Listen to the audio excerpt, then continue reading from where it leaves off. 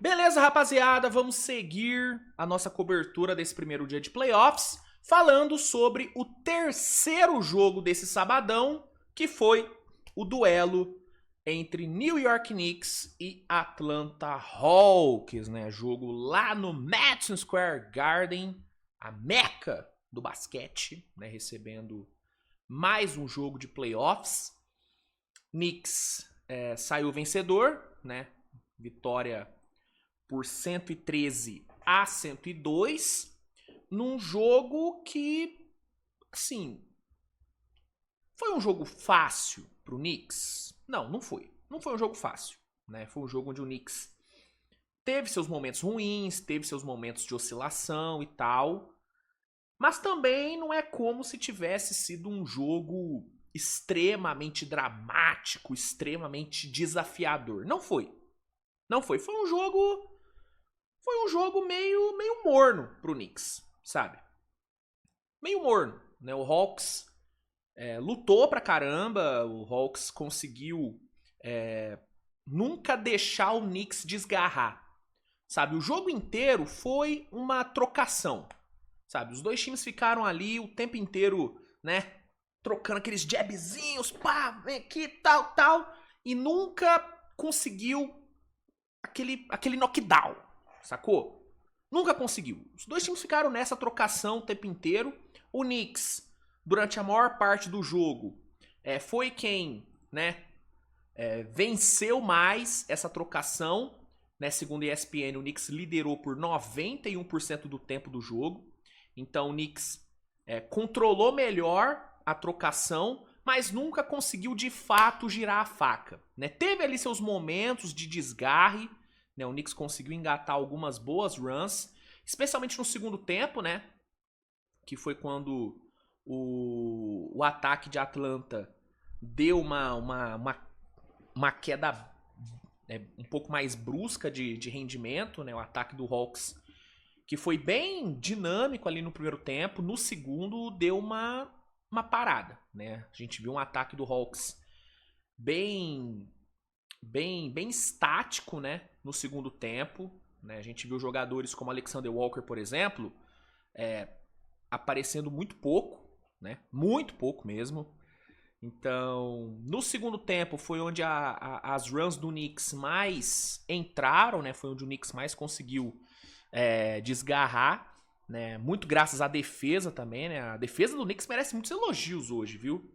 Se o ataque não foi lá tão produtivo assim, a defesa do Knicks foi muito bem, cara. Uma defesa que conseguiu gerar turnover, que conseguiu gerar erros, né? Que gerou muitas situações de transição, que nem é muito o estilo desse time do Knicks, né? Mas o Knicks jogou bastante em transição, capitalizou bem ali em contra-ataques.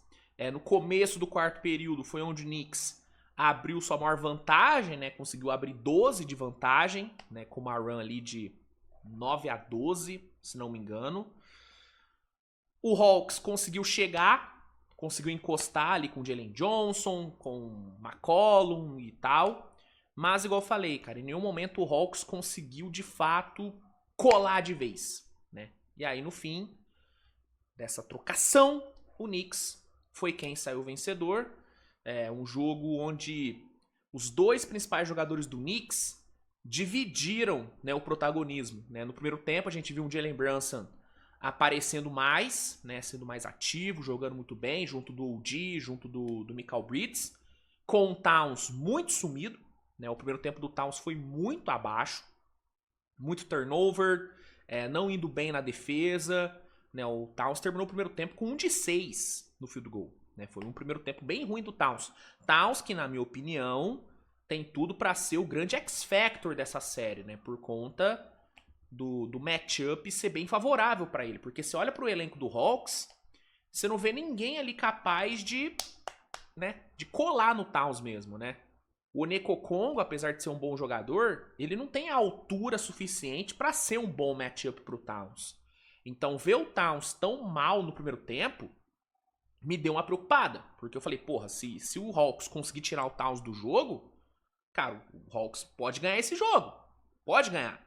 Só que aí no segundo tempo os papéis se inverteram, né? O Brunson apareceu um pouco menos e o Towns cresceu bastante no jogo, apareceu muito bem, né? Fez um grande segundo tempo, juntamente ali, né, com a defesa. Outro ponto que tem que ser muito falado, o banco do Knicks fez uma diferença absurda, né? E se você assistiu a minha prévia, você me ouviu falar sobre como que a profundidade de elenco do Knicks seria um diferencial no jogo de hoje.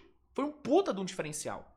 Você olha os dois bancos, você teve um banco do Hawks que não produziu nada, né, com exceção do Kuminga, que marcou seus 8 pontinhos ali vindo do banco.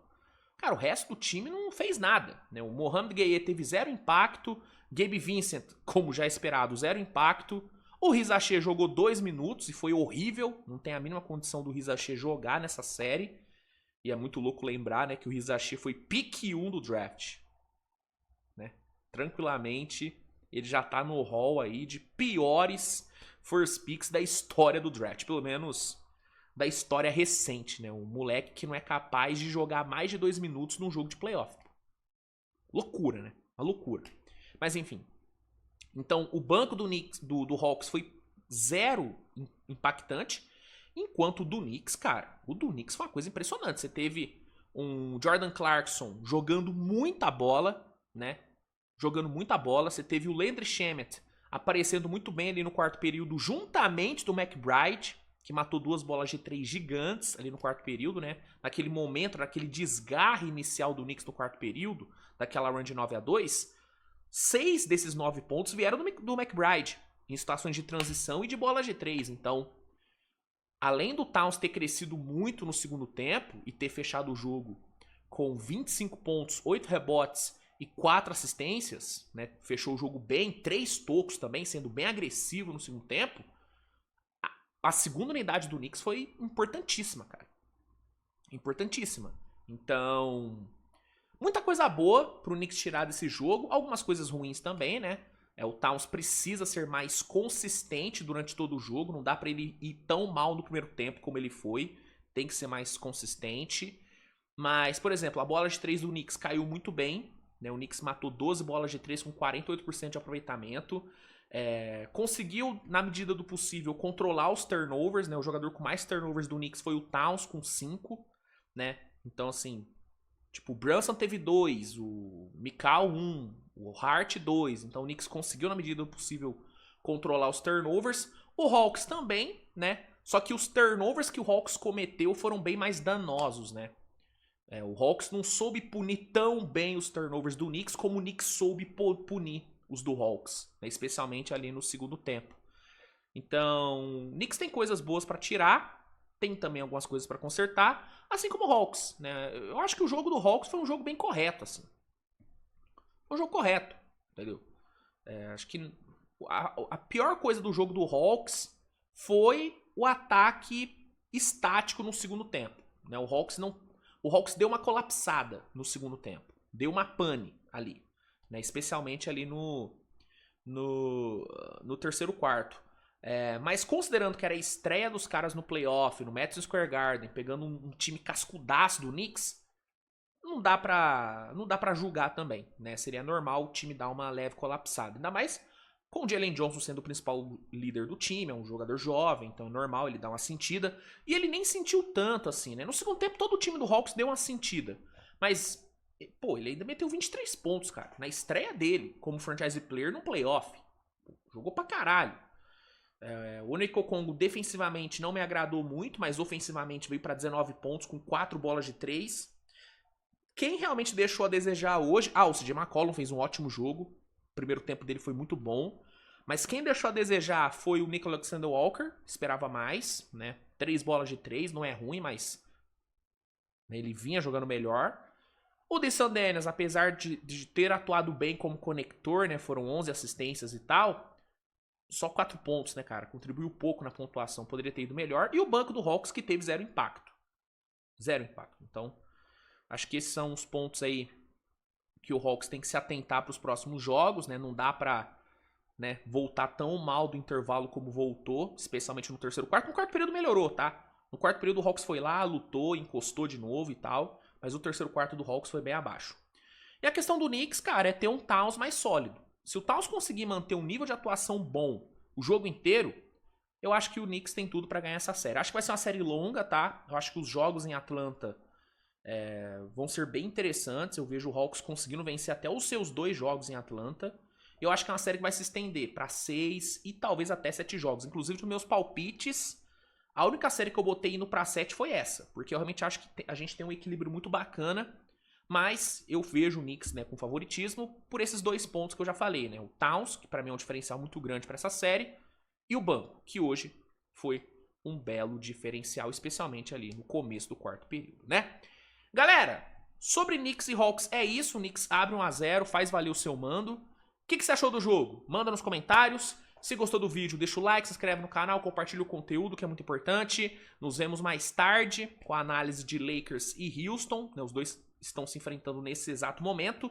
Houston sem Kevin Durant, problema no joelho. Então a gente tem um Lakers sem Luke Reeves e um Houston sem Durant.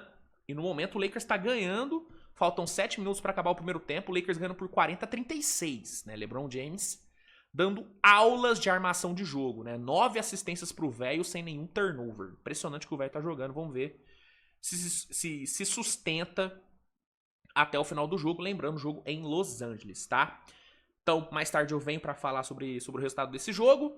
Obrigado pela sua audiência. Tamo junto. Grande abraço. Beijão e tchau. Valeu!